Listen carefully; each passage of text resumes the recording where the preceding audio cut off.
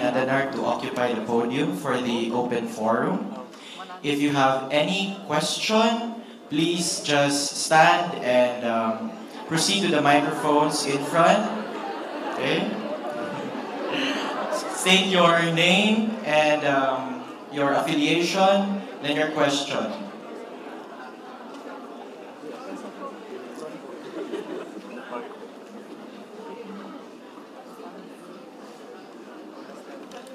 Ateneo students, university tayo. I'm sure you enjoyed my portion. Para vivo!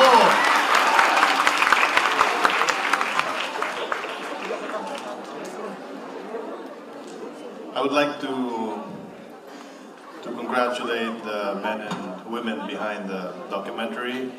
Sila ni Mon Waloping, Asek Mon, who is himself an Atenean. Dali ka nag-eskwela, di ba? High school. Tapos, Ateneo di Manila. Ako nag-eskwela ko sa Xavier University, Cagayan de Oro. Ateneo di Cagayan. So, you know how it is. They say that kung Atenean ka, well, you might just make it to this post. You might become a secretary one day. Ginapayas kamay ba? Pero, I'm really impressed by your theater. I am an audiophile. And I was telling Father Tabora na guwapo kayo inyong speakers, yung microphone, it's really world class. And I'm sure the Chief of Staff of the Vice President, Boyd D, would agree that this is comparable to the Kennedy School at Harvard University.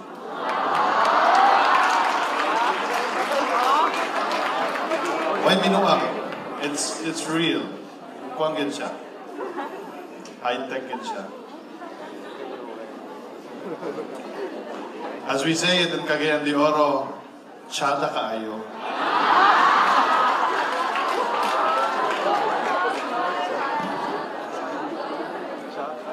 Do you have any questions?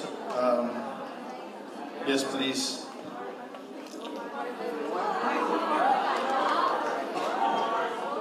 I'm Marvelous Davy Camilo, the Humanities and Letters Academics and Social Engagement Commissioner. I have just observed that there is no Secretary for Department of Education. I want what is her plan about the K-12 or any program, or what have she done for the first 50 days? Thank you.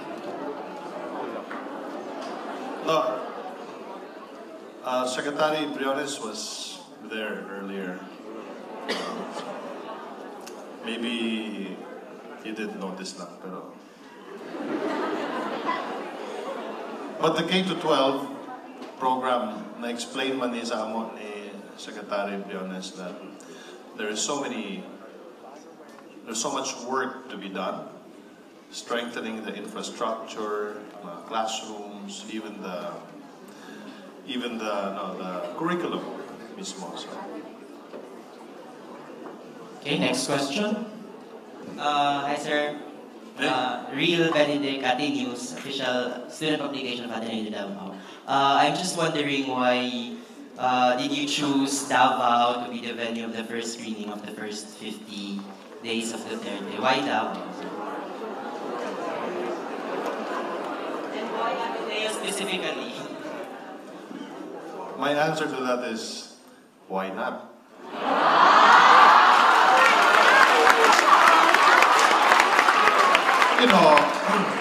It's as simple as this. Our beautiful island, the island of Mindanao, has been long a little bit forgotten, and it's been really our complaint. We feel like we've been forsaken. the longest time. And now that we have a president from Mindanao, from Davao, and then you have more than half of the cabinet from Mindanao, di Mindanao sa, kita sa una. Diba? It's about time that we glorify our island, and we start where the president is from, which is Davao. Okay, another question? May pangutana si Father. Father Joel muna. Okay.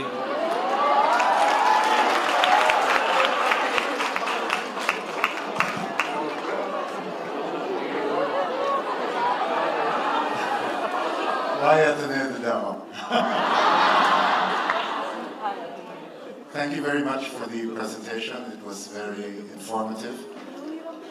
I'd just like to ask you about the cooperation between secretaries, whether there is teamwork that is developing among the secretaries. When Gina Lopez came here in the second part, one of the very encouraging things I witnessed was that Secretary Piñol, Secretary Bial, and Gina Lopez were working together to be able to address the problems relative to the environment. You cannot solve problems with the environment unless proving to people it has something to do with their health and with their food supply. So maybe would you have more to say about this cooperation?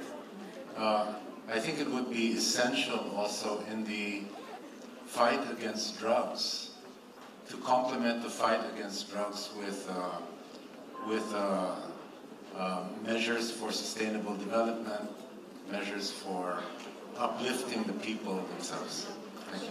Thank you, Father. It's a great question.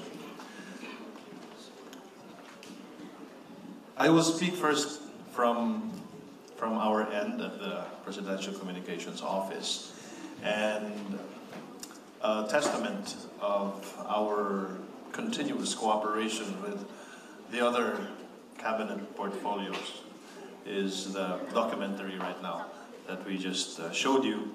And as the communications team in the cabinet, we are in a very unique position to attend all cluster cabinet meetings, because all government policies will not be imbibed by the grassroots if it is not delivered also through communication. So, kami po, fathers, PCO, we have made it a point that in all of the activities of our fellow portfolios or cabinet secretaries, we are always there to support them. As a matter of fact, one of the executive orders that we recommended to the President is the National Communications Policy. The National Communications Policy is a policy that institutionalizes the flow of information from one cabinet department to the next until it goes round to the President and to the public. Because nung mga nakaraang taon po ay medyo napabayaan ang communication ng ating gobyerno. Marami pong mga ahensya din sa ilalim po ng PCO whose job it is to communicate not only to the people but also to the different agencies of government.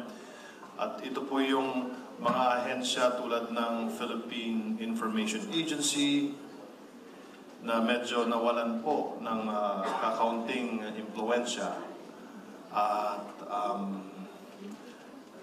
saysay sa ating gobyerno dahil nga hindi po ito naging prioridad ng mga nakaraang administrasyon. So, there are certain policies institutions that Marcos built that were built and in a way that we can call it a master stroke, like the Philippine Information Agency during the time of Secretary Sandanya. It was a very relevant agency here in the Philippines, so binubuhay po natin ito. And to connect that to the cooperation that we need really to communicate. I'll give you an example. I was in Sulu 2 weekends ago with the President.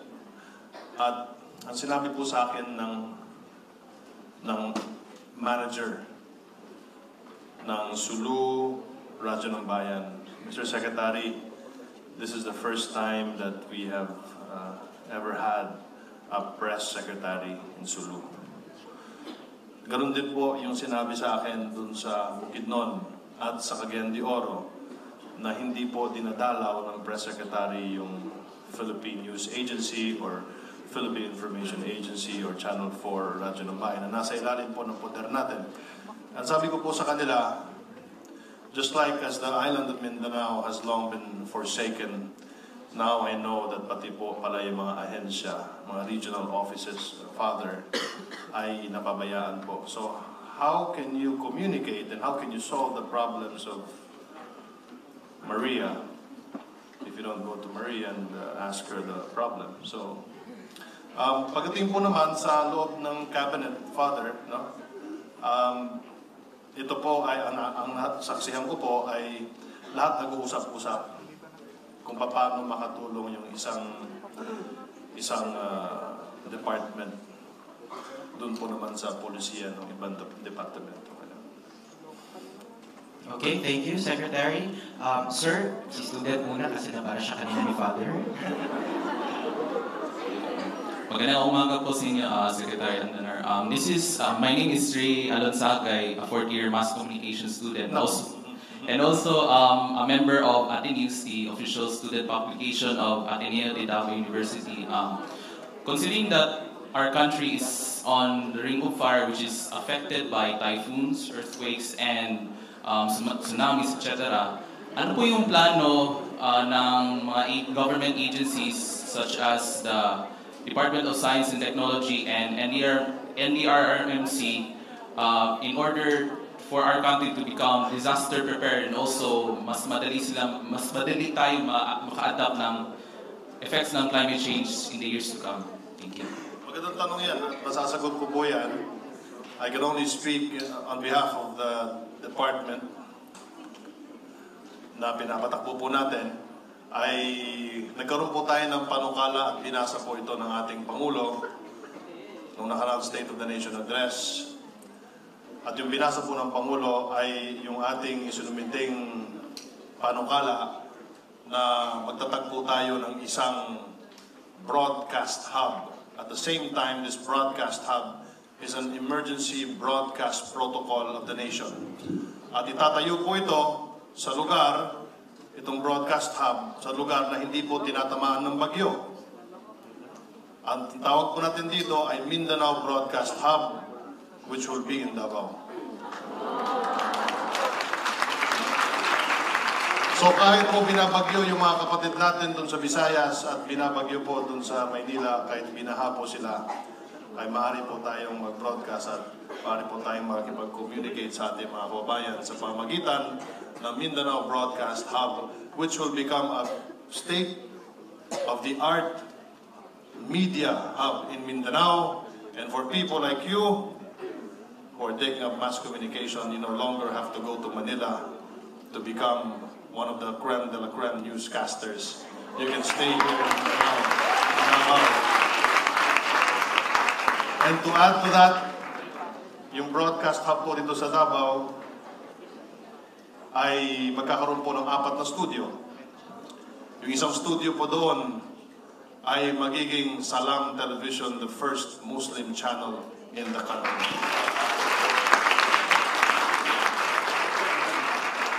At binanggit din po ng Pangulo natin na magkakaroon din po tayo ng isang national TV network na tatawagin po natin ay Lumad Television. para po sa napakaraming lumat po sa natin. Nag-usap po kami ni Father Tabora kani-kanina lang at binanggit po sa atin na meron pong isang Islamic Center dito po sa Davao, Ateneo de Davao. At ang sabi ko po sa kanya, ay bakit pa ako lilingon doon sa malayo sa Universidad ng Pilipinas sa Diliman para kumuha po ng isang konsultasyon sa mga kaibigan nating Muslim doon kung meron pa lang Islamic Center dito sa Ateneo de Davao. Kaya dito na lang po tayo upuan ng ating tayo. So, broadcast hub, emergency broadcast protocol, kahit anong lindol pa ang tatama sa atin or bagyo, you will be the last man standing broadcasting.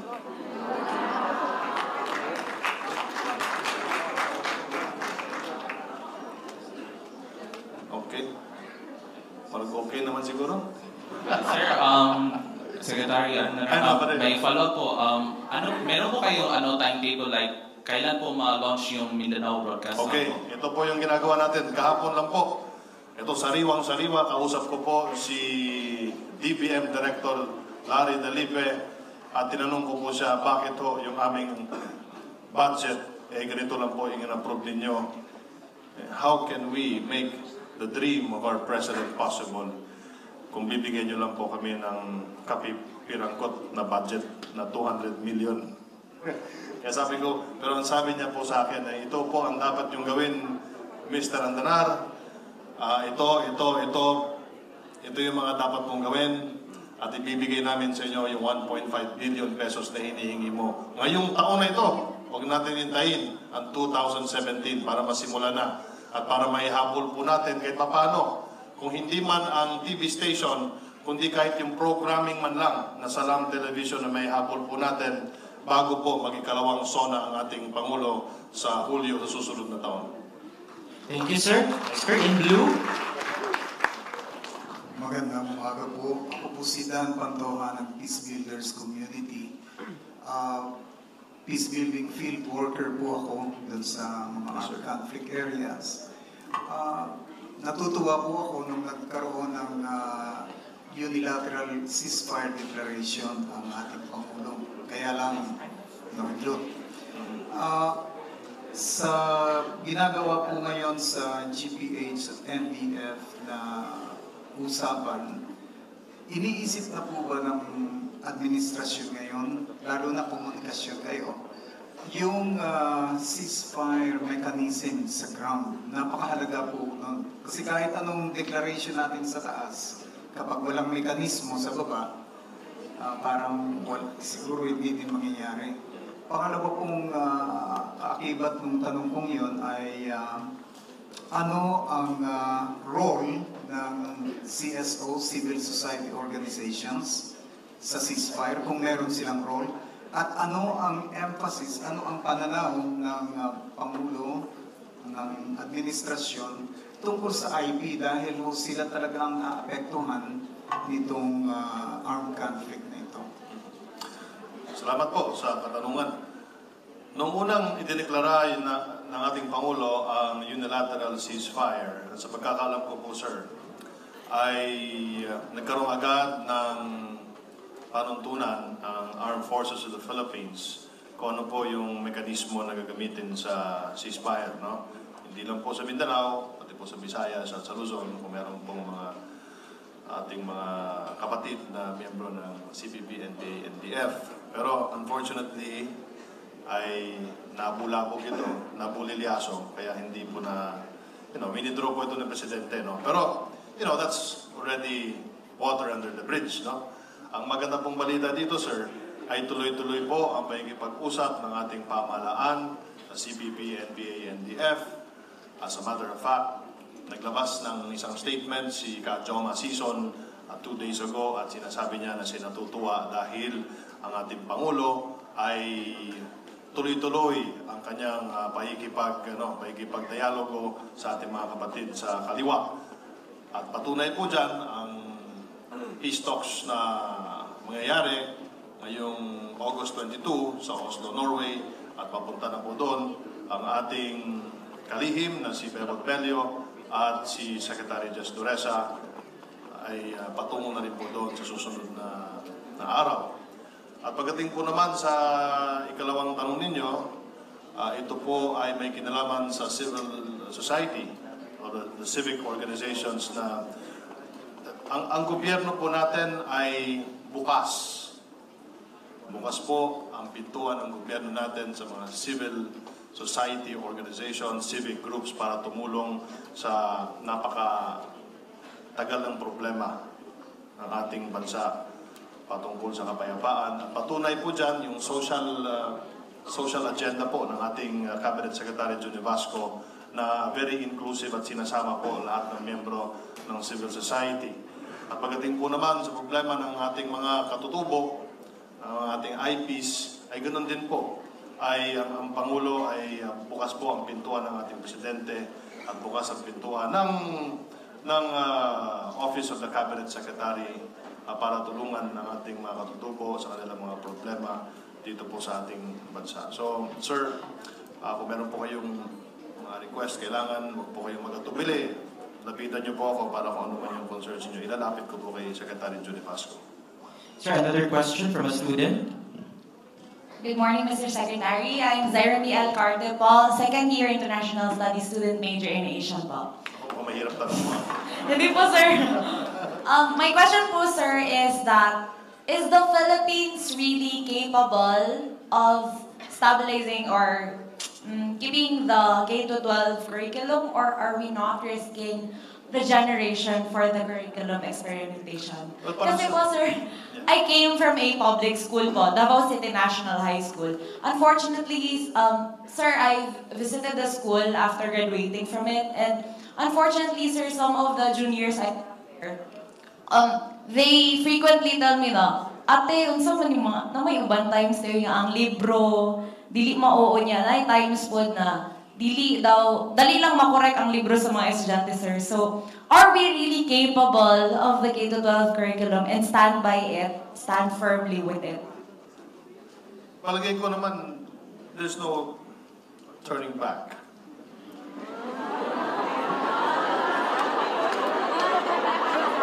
We've crossed the Rubicon. Yung mga ganun statement. No, kasi ganito yun. Kung titignan niyo po yung mga lugar, mga bansang nakapaligid po sa Pilipinas, no, na meron na silang K-12.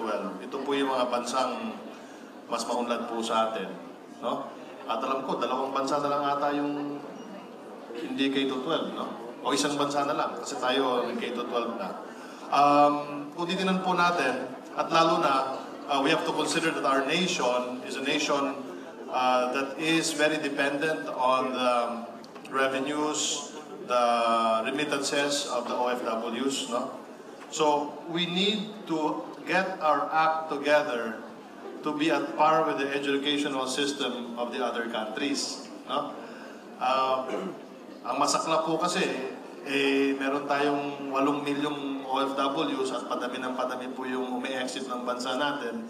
Darating din po yung panahon na makikita po ng ating mga counterparts sa ibang bansa na ang kanilang human capital, ang kanilang capital ay human capital din, yung mga manggagawa ay meron silang K-12. So doon pa lamang po, kung di po tayo mag K-12 ay alkansita. No. So we have no choice but to get our act together, and that is why institutions like Ateneo de Davao and other private institutions are helping and should continue helping our public education system para sa ganon ay maging handa at maging kompleto na yung K-12 educational system natin. It's going to be a long process. There's going to be a lot of bumps on the road ahead, but we must and we have to do it for us to be competitive internationally. Thank you. Murag last question na yun ni. Good morning, Secretary. Good morning, sir. My name is David Abellana, third year Master. Oh, someone mo si Ernie. I wish, sir. So, question ko is, what was the process of the executive order regarding the FOI or freedom of information? Like, how were you able to make it like to execute it as fast as can? Because of course, as a mass communication student, it's very important regarding that that order of freedom of information. Because us being mass comm students, we're the watchdogs of society. We have the job of informing the people. So of course, I want to know how, like, what's the process regarding that executive order? Thank you. Well, it's a good question. Coincidentally, I was meeting with my staff yesterday, and we talked about the Freedom of Information Manual, because it says there in the executive order that every agency should be completing its own FOI manual. Now, when the President signed it, we already hit the ground running, and we took it upon ourselves, because we were, of course, appointed by the ES to implement this. No, we already assembled an ad hoc committee to build the template for the Freedom of Information Manual. No, so we worked with World Bank. World Bank, they have experience already in constructing the manual of the freedom of information in the UK and in the United States. No? So we, as much as possible, we will make sure that we follow the best practices in the world. Yung para wala ng learning curve ba, no? So the manual is finished already. Tapos na. What we will do now is we have a meeting with the other agencies like the DICT. Bakit may DICT dito but may Department of Information and Communication Technology? Because yung DICT po yung may hawak ng OpenGov, yung open data.gov.ph. No? So that open data kasi na ginawa ng nakarang administrasyon, we will evolve that into the FOI. So may meeting po kami next week, and then ang Office of the Solicitor General naman at yung DOJ, they are tasked to write down all the exceptions dun sa freedom of information. Ito po yung mga hindi natin pwedeng buksan na impormasyon dahil maaaring maapektuhan ang ating, halimbawa na lamang, seguridad ng the national security. So the deadline for the Solgen and the Department of Justice is August 28, if I'm not mistaken. So ibigay po nila sa amin yung exceptions, and then after that, yung freedom of information should have its implementing rules already by November. Sinusunod lang po natin yung kalendaryo. So, thank you.